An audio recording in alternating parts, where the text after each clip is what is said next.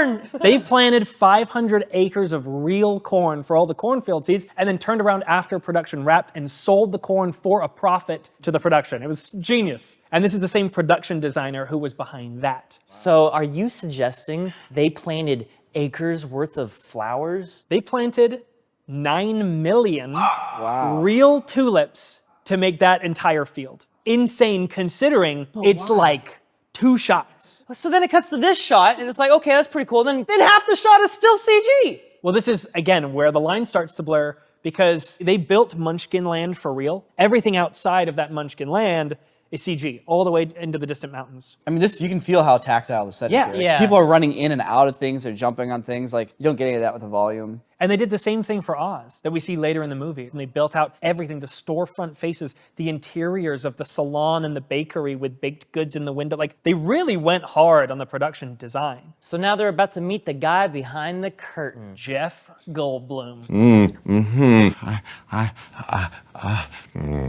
But yeah, so they go to meet him. How do you make like an intimidating, steampunk-esque, Wizard of Oz?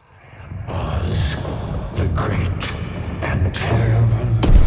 Wait, how much of that is real? Sorry about all that. I didn't mean to...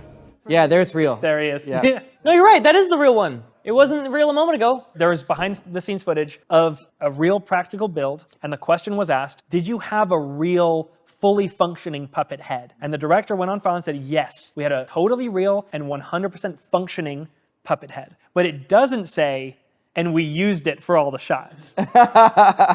This is the gray that we enter. Now, I'm willing to bet when they shot this plate, they actually had the real masks sort of coming out, and it's probably the real strings interacting with it, and they're just match moving all of that up and down motion, like the macro scale motion. All the individual